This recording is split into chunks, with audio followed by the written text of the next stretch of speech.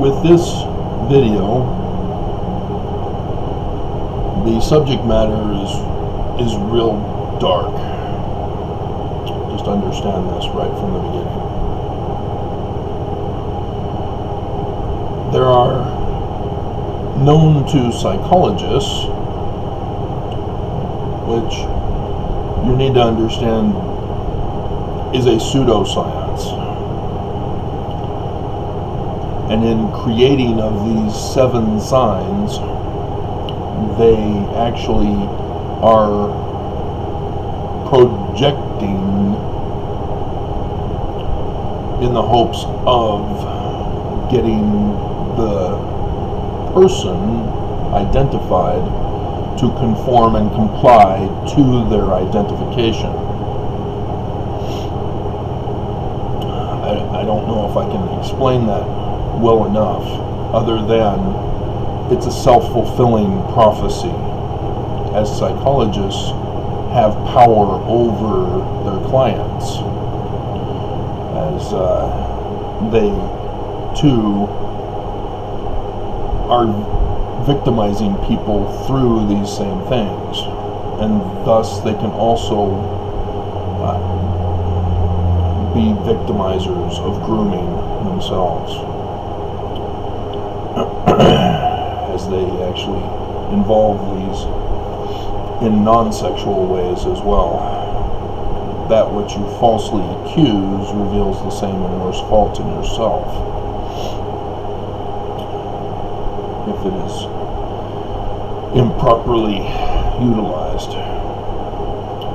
The first stage is identifying your victim, selecting. So psychologists, it's their client. For the Church of Jesus Christ of Latter-day Saints, it's a member, or the membership. The church is able to do this on a whole, and we'll get into that. Second stage is gaining trust and access. Again, the psychologist gains access to their clients and are able to manipulate their trust in them. 3, becoming important, filling a unique need. This is likewise what a psychologist does, as they sit them down on a couch and have people share with them things that they wouldn't share with anyone else. And the 4th stage is isolating, separating from others. A psychologist does this. It's in the privacy of the office where they hold the sessions. 5th, creating secrecy around the relationship and even threats of extortion. This is part of the unique need that psychologists fill. They get from the courts the ability to seal the records of the sessions that go on. Nobody else gets to find out except through the legal process, and even then it's difficult. They have power in the courts, and as such, they can threaten their client with this power in the courts that the courts and the government have given psychologists, as they can extort compliance and conformity to the psychologists. If they're a psychiatrist, they can extort through drugs. You know, hey, if you do not come to my sessions, I'm going to have to recommend to the court that. And so it's strange that psychology are the ones who came up with this, as they too are fulfilling the signs themselves with their regular practice. And this is part of the 6th sign, is sexualizing, if it's a sexual predator, or normalizing sexuality, desensitizing sexuality. Taking out the sexual part, it's a normalizing of non-logical, non-scientific processes. A psychologist is a pseudoscientist. They're fake. They do not follow scientific principles and practices and theories and testing for confirmation. It's all based on fallacy. So it's circular reasoning, begging the question, and others in the list of fallacies.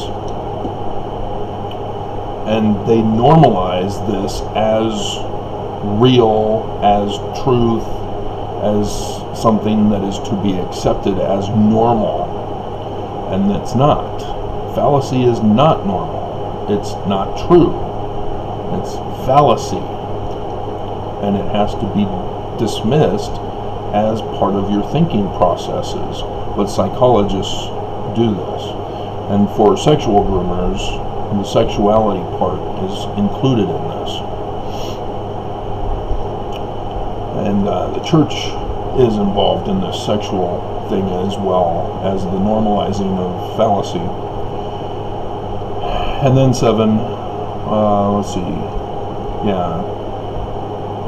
exploiting sexual questioning, often with kids, as they don't have sex ed or proper sex ed. The groomer is able to supply the answers. Taking out the sexuality from it, psychologists are able to supply the answers.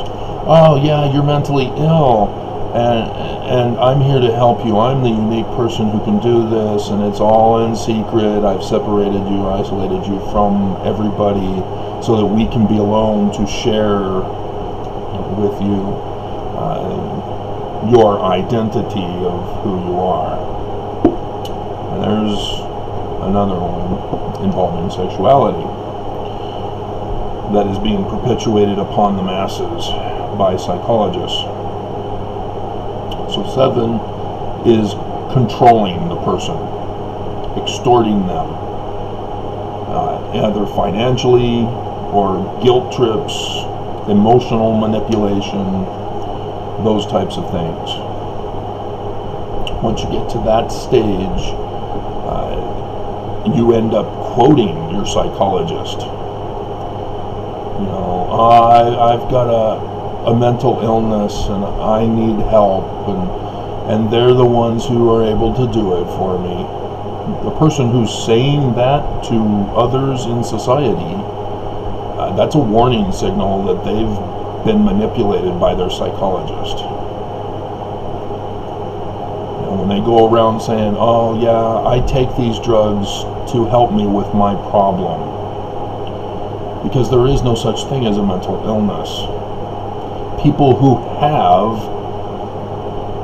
brain damage need to go to a medical doctor, a neurologist, or somebody specialized in treating damage to the brain. Those who have been traumatized, like in war, it's not post-traumatic stress syndrome, it's trauma. They need to be removed from the trauma and a life created without the trauma. Plus, people who are victims of abuse and of violence. The person needs to be punished for victimizing them. Our justice system needs to step in and punish people who cause trauma. If they get away with their crimes, the victim is re-traumatized over and over again. Their rapist is still out there. Oh no, are they going to come after me again? And the fear will never go away. And a psychologist preys on that, not just sexually, but for victims of violence, by trying to normalize the violence. You know, hey, I'm here to help fill this need that nobody else can give you because the justice system has failed them. And we're going to help provide ways for you to cope with and get over your trauma. The cops need to do their job, the prosecutors need to do their job, and the courts need to do their job. That solves the problem.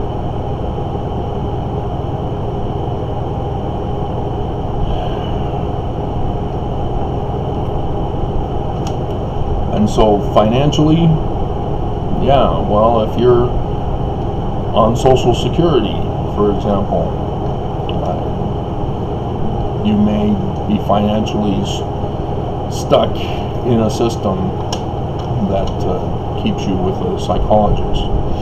So yeah, this is that beam and moat that the scriptures warn us about, that psychologists have developed these 7 identifiers, but they themselves are guilty of it as a pseudoscience.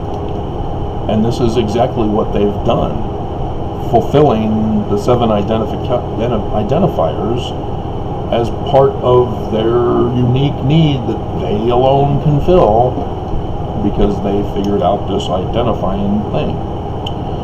So with the church,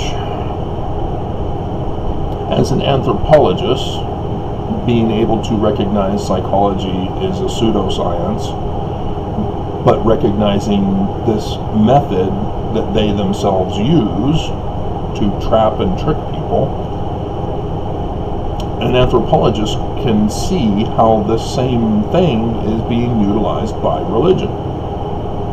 So you have Warren Jeffs of the FLDS Church follows this exact pattern. Even Jim Jones of Jonestown, don't drink the Kool-Aid. Yeah, that was somewhat non-sexual. I'm not too familiar with any sexuality involvement in that situation.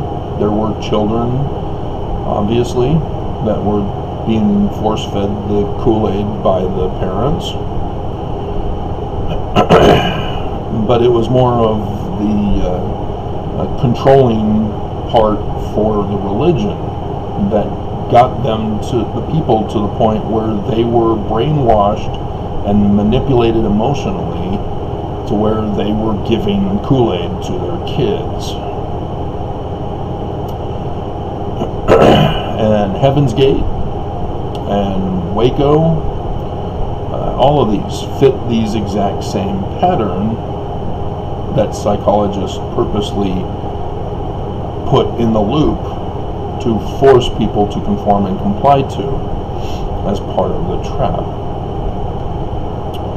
And so these religious cult groups utilize this because they too have been conformed and complied in this manipulation. It's not an observation of similar patterns isolated from psychology. Psychology has purposely put it into our lives so that we follow it. And they utilize those tactics without realizing it's from a psychologist, because it's so prevalent in our society, from our government and other businesses and such. Psychology has taken a great hold on our nation in controlling the masses. And if you're thinking, well, no, we're divided as a people, yeah, that's part of it. The isolation thing, it's different for the dichotomy of conservative and liberal mindsets. This is Stanley Smith Stevens, Mormon, who during World War II developed this manipulation of the science categorization system for identifying a plant or a fruit versus a vegetable. and he incorporated it into psychology for behavior. And you can't do that. It's a non-equivocal comparison. And yet he did it. And psychologists all claim, oh, this is a scientific process, it's a proven thing, and we have unique knowledge that nobody else has because of our education, and the courts have to make us expert witnesses in court as we destroy people's lives and control their behavior. And so yes, these other groups that turn bad are able to utilize this to their advantage because the government gives free access for this process. And so the church, their identified victim is members, especially members who demonstrate an interest in the religion, rather than the one who's just going along with the motions. You know, the prophets appeal without knowing. For conference, for example, next weekend, they'll be getting up. There will be nobody in the audience even this time, and so they aren't targeting specifically anybody. They're just generally targeting to pick up as many victims as they can through this process over online. And so they'll gain their trust and gain access by those who turn on their computer systems, whether it be the cell phone or computer or whatever, or TV even, to listen to the prophets. Mormons trust that the prophets speak for God and that these prophets are going to do good things for the Mormons. And so Mormons trust them. They give them access by turning on their digital device to listen to conference, to listen to what they have to say. And they're the ones that the prophets have identified as their victim.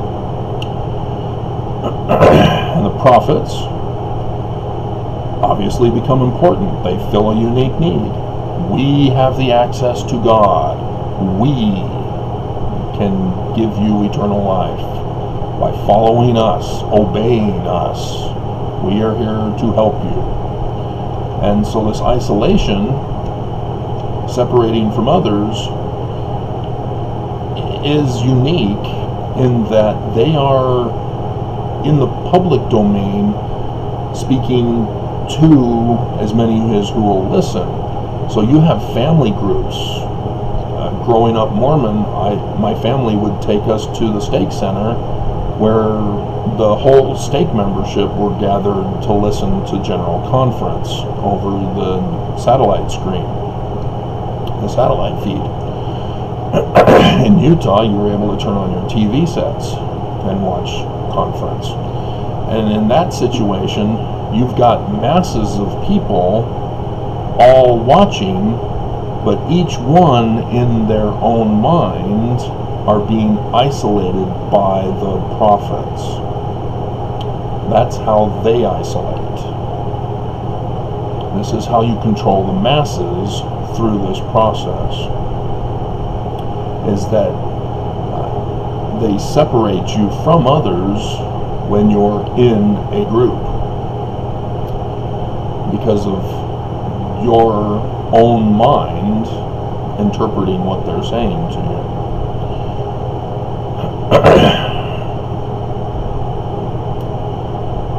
And then creating a secrecy around the relationship and threats of extortion. All Mormons and ex-Mormons know about sacred secret. The temple. When I went through for my mission, we had the penalties. Don't you dare tell anybody what goes on in here. Don't you tell them about the signs, names, tokens of the holy priesthood. You're going to have to kill yourself. Yikes. Yeah, that's what they're doing with this. They're threatening you to be silent. And you can only get to that level by being worthy. You know, they tell you that you're special as long as you are worthy, and that once you're worthy and you go through the temple, all of a sudden they're throwing at you, oh yeah, you have to kill yourself if you reveal any sacred secret that goes on in here. This is extreme grooming, guys.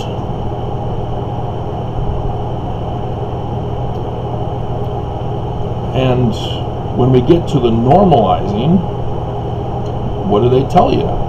Go to the temple often. You know, this is where spirituality comes from. Going to the temple, you can feel the spirit. And they try to normalize this idolatry part. This is what psychology knows and is abusing.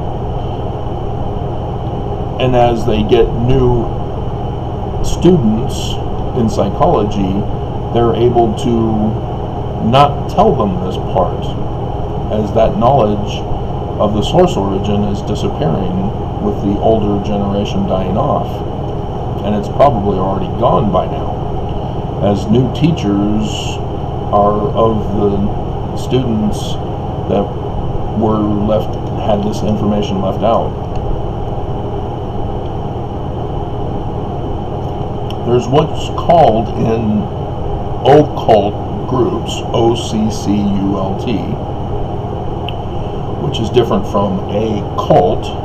A cult utilizes these 7 things, but occult utilizes these 7 things and normalize witchcraft, magic, idol worship. Psychologists are magic. They're magic people. You know, oh, only we can cure you of your mental illness, but you got to keep coming for the rest of your life. You got to keep taking the drugs for the rest of your life. Yeah, nobody gets cured. You notice that? Oh, but wait, Travis, Brian David Mitchell got cured. If you're unfamiliar with Brian David Mitchell, he kidnapped Elizabeth Smart as a 14-year-old girl. And yes, there was sexual stuff involved with this as well. But when he got caught, he was found not competent for trial. Oh, really? He has a behavioral problem? Go figure. And so, yeah, locked away in the Utah State Hospital for not being competent to proceed to trial. He wasn't going to receive justice for the damage caused to Elizabeth Smart. She's been traumatized for the rest of her life. Psychologists step in to help Elizabeth get over it while he's not getting justice for what he did to her. So she's being traumatized over and over again. And he was never going to be released from the hospital. He was going to stay there for the rest of his life, trapped in this identifying your victim, your 7 stages of grooming system. And Elizabeth Smart's father had connections to Senator Orrin Hatch. Senator Orrin Hatch was able to get the federal government involved. Said, nope, we're not giving him a cushy life in a state hospital where he's being mentally tortured. That's not good enough. And so, yes, Brian David Mitchell was reevaluated by federal evaluators. All of a sudden, he's competent for trial. Now, the whole psychology thing is a fraud. with that one case example. Because all you need is somebody who gives a different opinion for what the people or individuals pay them to do. And Brian David Mitchell is now in prison, as they were able to make deals with Wanda Barzee, his first wife, to turn on him so that they can get the conviction. But this witchcraft, magic, idolatry portion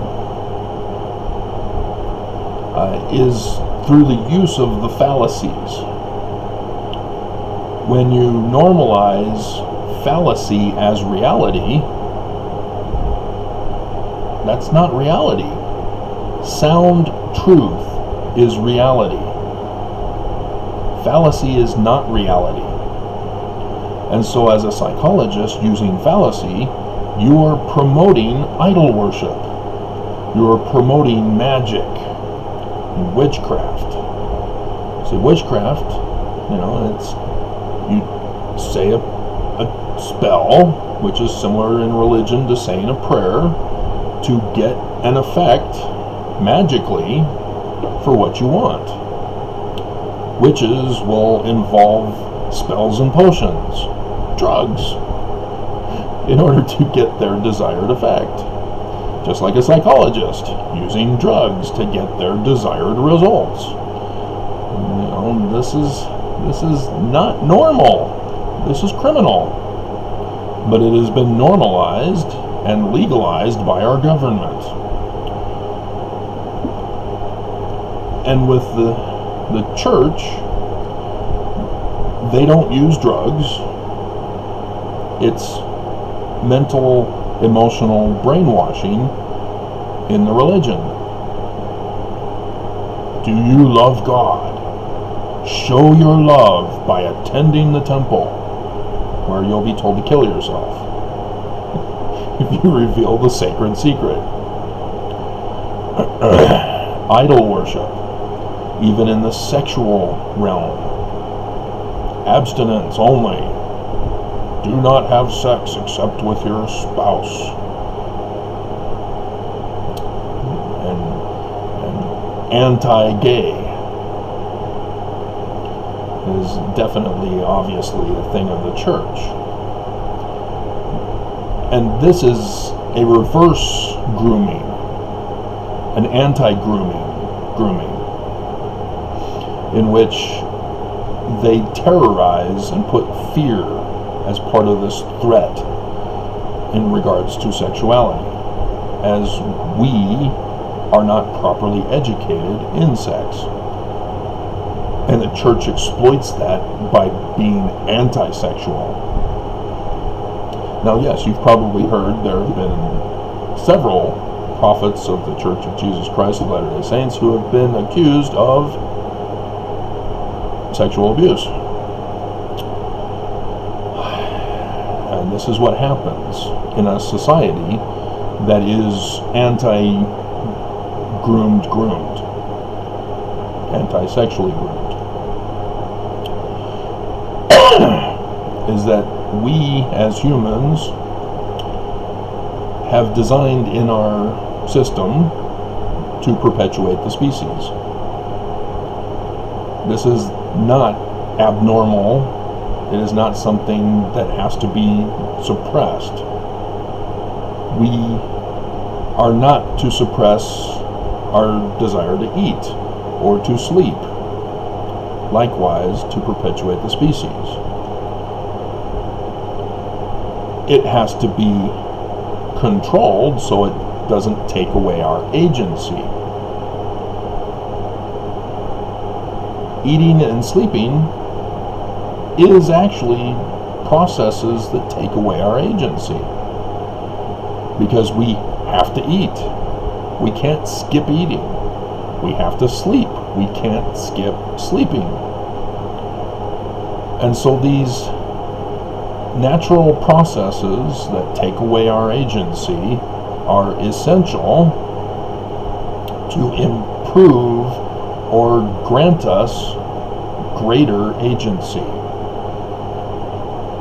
When we don't eat, we get low blood sugar, we're sluggish, we're not able to function. Our agency is taken away when we try to take away the taking away of agency of eating or sleeping. You know, we just don't get sleep.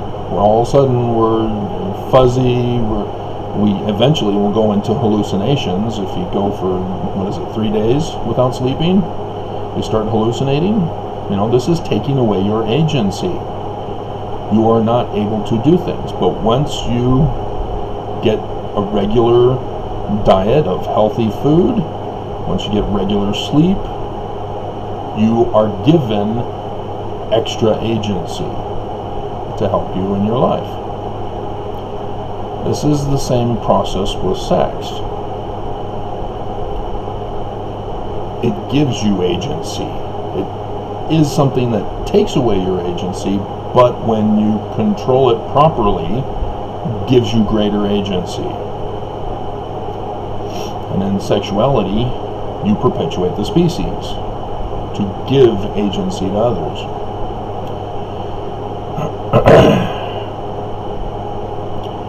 And so with the church suppressing normal biological functioning, they are purposely abusing you. And this causes agency to be taken away with the improper use of normal functioning. And as such, you'll see a high degree of news coverage of sexual abuse in Utah.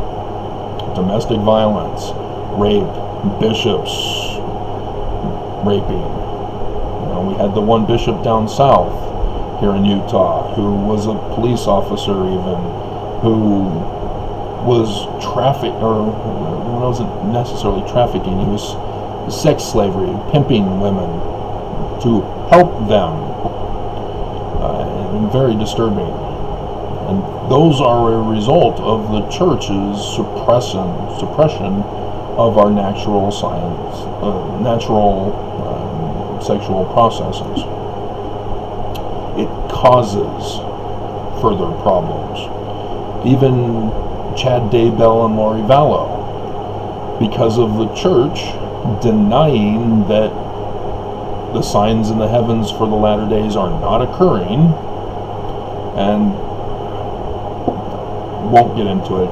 Found Oakes' talk from 2004, which I found the origin of Hinge Point, of which they are now implementing.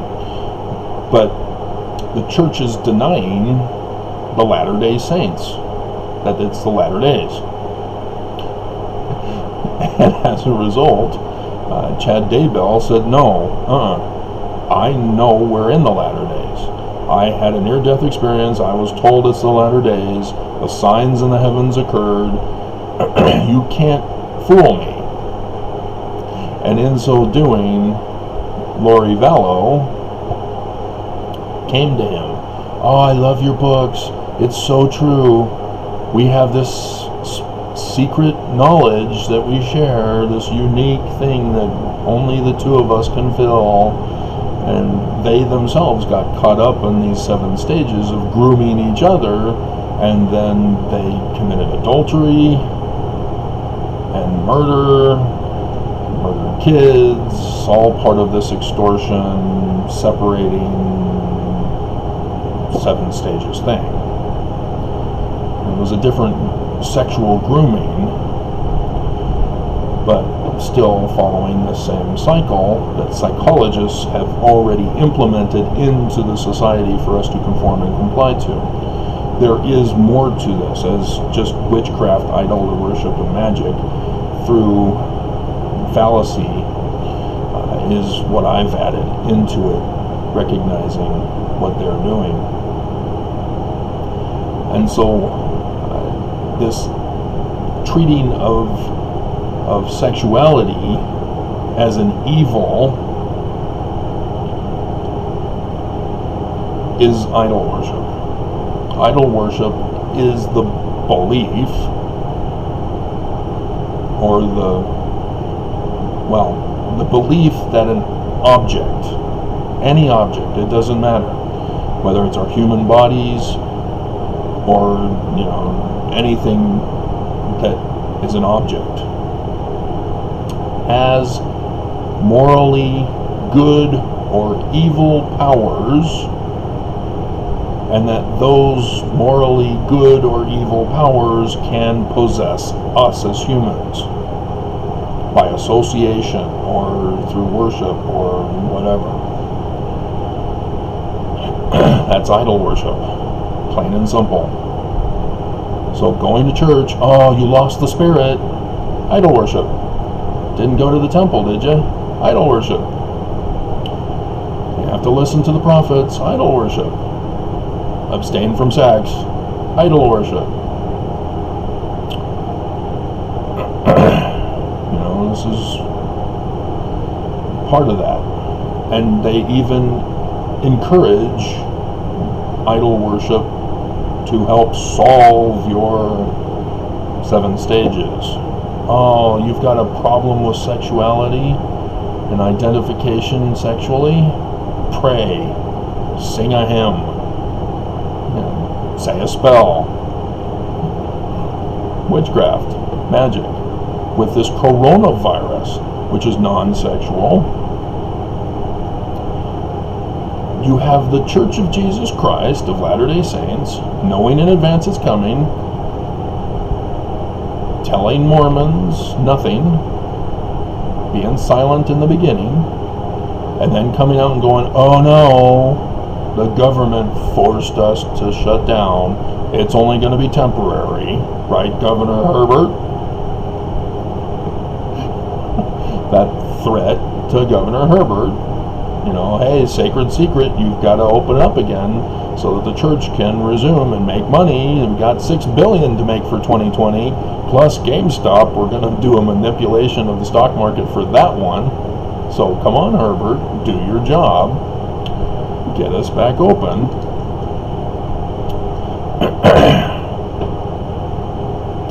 And they purposely cause the spread and escalation of coronavirus.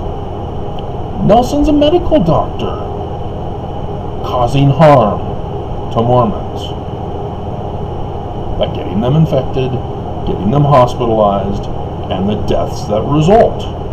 This is Nelson, and YouTube is supporting this. This is dangerous and deadly, and YouTube is allowing their videos on YouTube and attacking people like me who are trying to help warn you of the dangers of the church for not being sound, using magic. As Nelson came out, oh, we're doing a fast. Oh, it didn't work? Oh, well, we're going to do another one. It's going to be more powerful. I'm announcing it in conference, and it's going to be for Good Friday. We're going to get this. Fasting, the whole world will join. Oops. Nothing. Again, that was magic. And so then he says, oh, you got to believe in Jesus. He does a thing saying, oh, going to church will cure you. But when you read the article, he's not cured. No, church does not cure. Church is a super spreader. But the prophets, using the 7 stages, have identified their victims. They've gained the trust of the membership by gaining access to them through the videos that they were doing and conferences. They became important, filled a need. Oh, we can help you through coronavirus. We're the prophets. We're the good guys and all this. Government is failing you. Doctors are failing you. We're the church through Jesus. Believe in Jesus. And they isolate and separate you in your minds. Secrecy. Yeah, we have the sacred secret, don't we, Mormons? Wink, wink. We are special. We are the chosen ones. And you will be protected with us. and the extortion threats of the temple covenants. Follow the covenant path. That's Nelson. The covenant path. That's the temple. The endowment that Brigham Young created, the extortion threats with the penalties of death. That's what Nelson is pushing on you. That's how he's normalized it for you. That you don't see it as a threat. That you don't make the connection because it's just part of your life. You do not realize you are a hostage to the church. And that they have controlled you during this coronavirus, as you are blaming the masks, blaming the vaccines, blaming the virus, blaming the deep state Dems, or blaming the governor if he dares do a mask mandate. Never do you blame the church for keeping church open. Never do you blame the church for recently saying, well, you have to wear masks in the temple. Well, what about church? Shouldn't you be closing church? Shouldn't it all be online? Members don't recognize that they have been groomed, that they have been controlled. The church controls the Mormons, and so the Mormons, you will see this. This is something that they do not talk about. You start parroting, quoting from your groomer. If you're a client of a psychologist, you start speaking as a psychologist. Oh, yes, I have a problem and I need help, and these drugs are helping me. That's what the psychologist tells you to say and to think and to believe as part of their control over you. And so the church, Mormons, will say, I know the church is true. I have a spiritual witness that it is true. And they'll quote,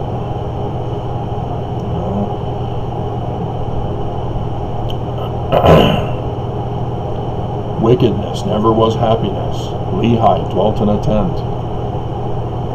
They'll parrot scriptures, and the scripture mastery program is part of this.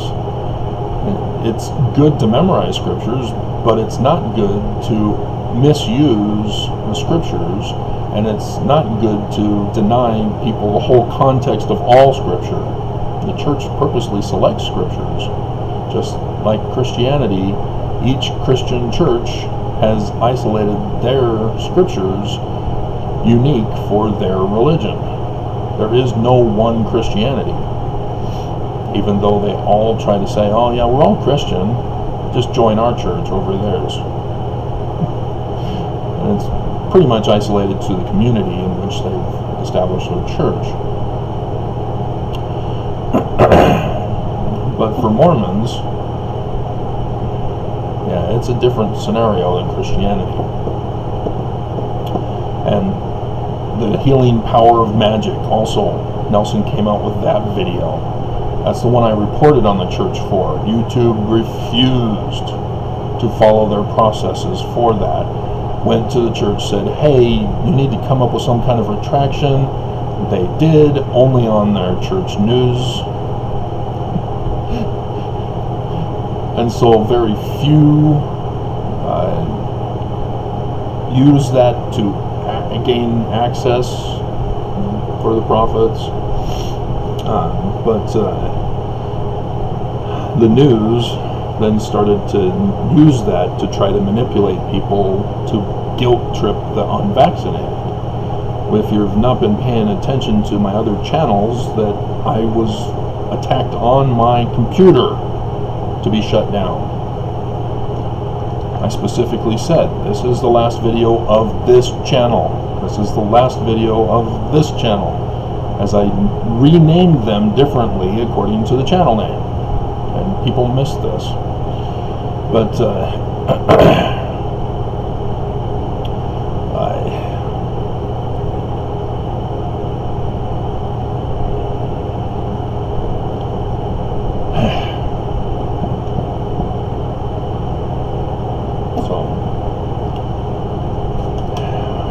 I've been warning you.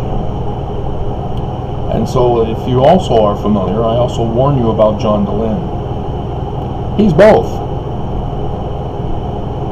He is a psychologist,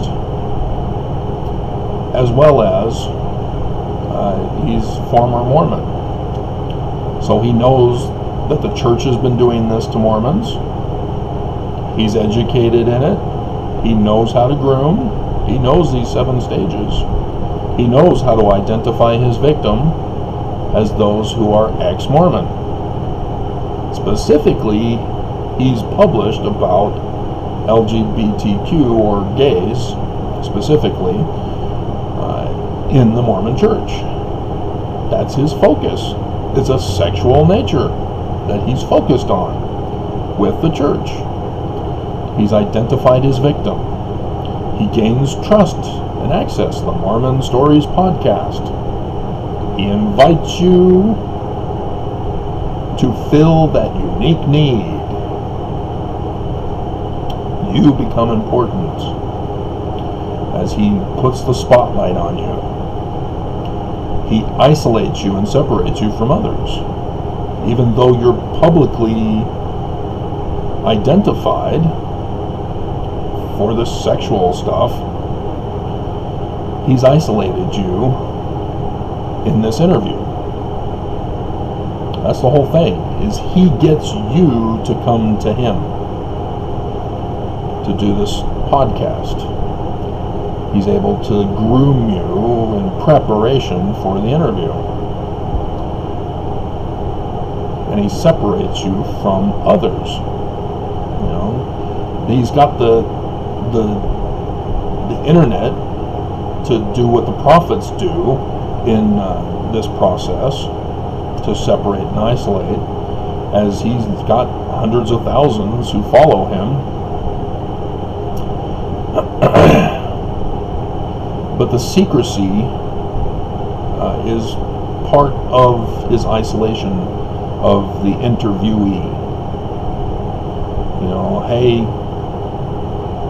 you're going to share with me some things. We'll keep that between us. We won't put that in the podcast.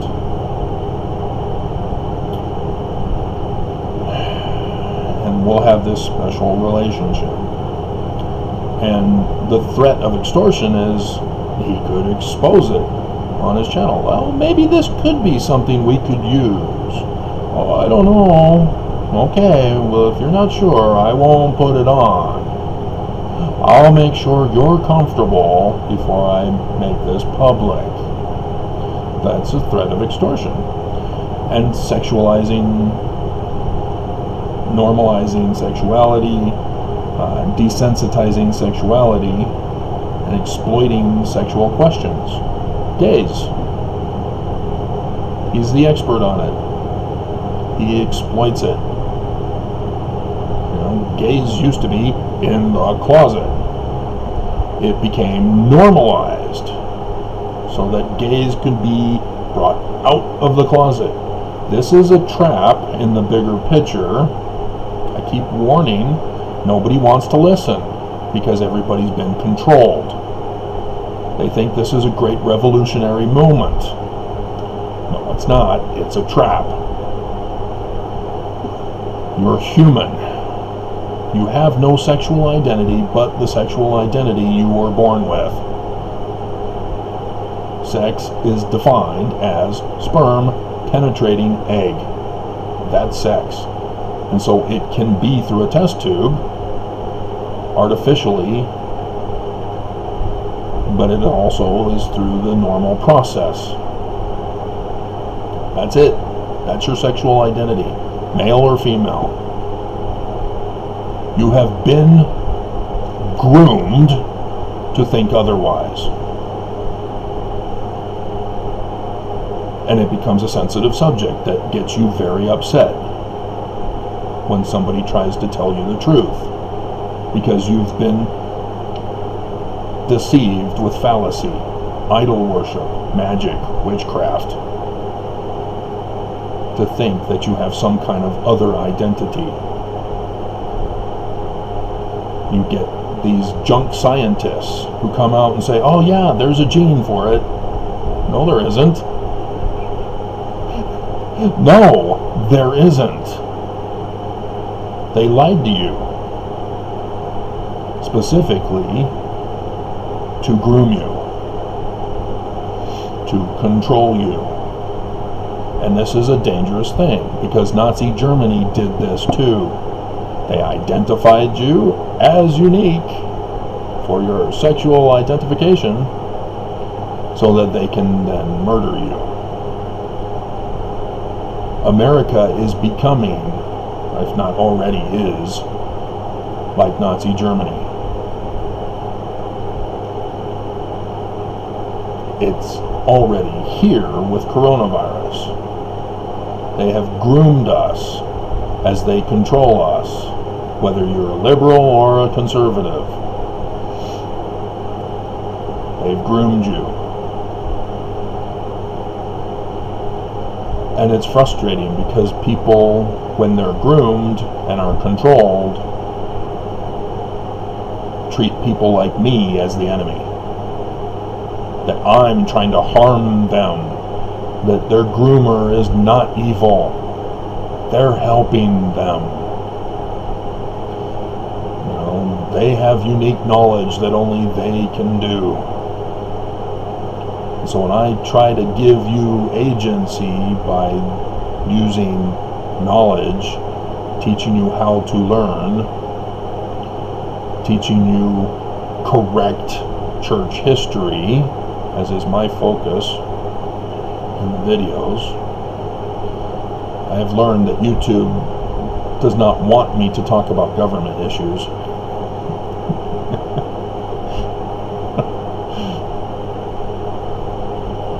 And so John DeLynn likewise uses his platform to exploit and groom and control. And he's got a lot of people under his control.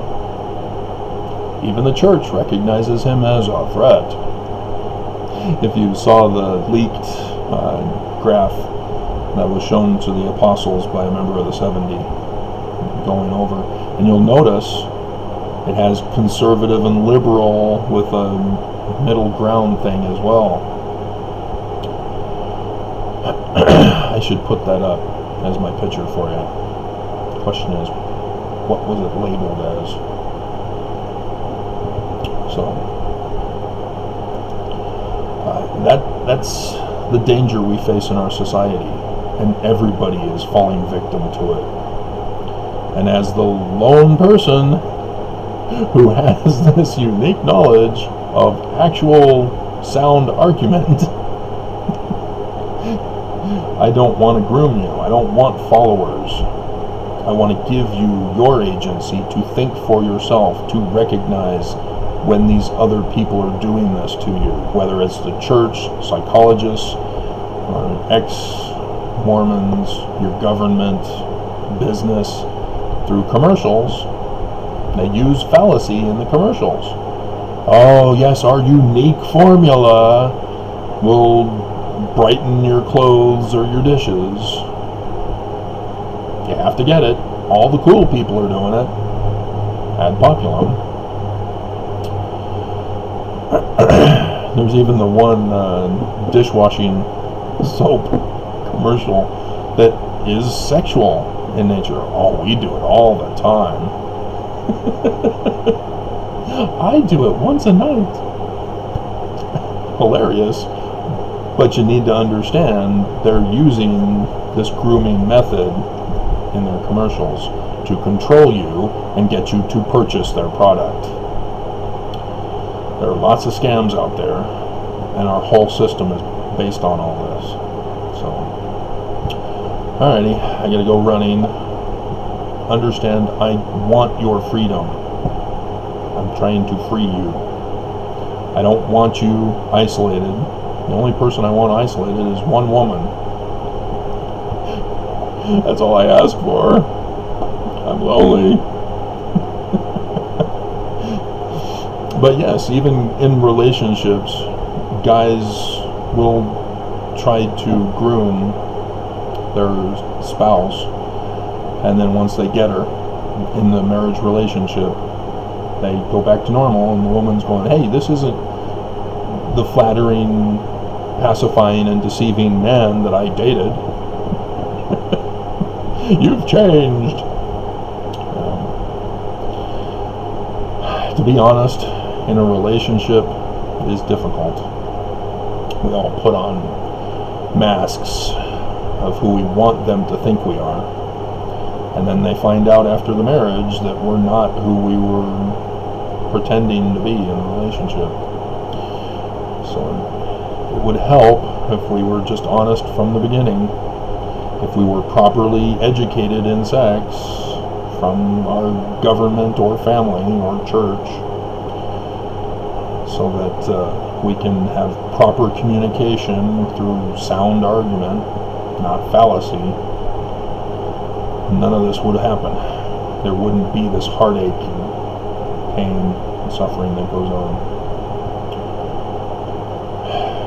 So this is what's destroying our society, if you hadn't caught on. They're at the point where they're purposely exterminating the human race through this virus, through these grooming stages. They have succeeded in controlling the masses, pitting liberal-minded and conservative-minded against each other to perpetuate the death, because R1 is already here, and vaccines are worthless. But yet, liberals keep pushing to get you vaccinated. Conservatives are pushing you to resist the vaccination. And it's now too late. We were warned from the very beginning. We were warned in prior movies and TV shows. I'm watching season 3 of 24. That's the virus outbreak one. That cruise ship off the coast of Japan. Why did you send them here? They needed to be quarantined. Yes, it sucks for them. But that's what happens when you got a virus outbreak. The whole ship needed to be quarantined until they were dead or cured. That the symptoms are gone. But nope. They brought the one Mormon to Utah, to the Intermountain Medical Center. And I did the video. It's here. Now watch it spread. And here we are. I warned you in advance. You instead were controlled. You were groomed. And this was never going to end, because they have no intention of ending it. They've now come out with the words, oh, the new normal. Remember? Even Nelson. Oh, our new normal in the church. This is all part of this thing that I just went over with you. This occult cult of personality.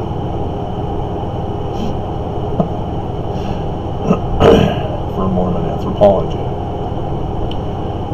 So even though the church puts a fear of sex, a fear of being gay, oh, you're not going to be exalted as gay, you better change. John Glenn does the same thing. Oh, it's okay to be gay. Embrace it, accept it. I support you. Conservative and liberal mindsets battling it out for destruction is the end result, because neither side wants to accept reality. They want to throw in fallacy as their claim. Alright, I'm going for a run, and then I'll upload it when I get back.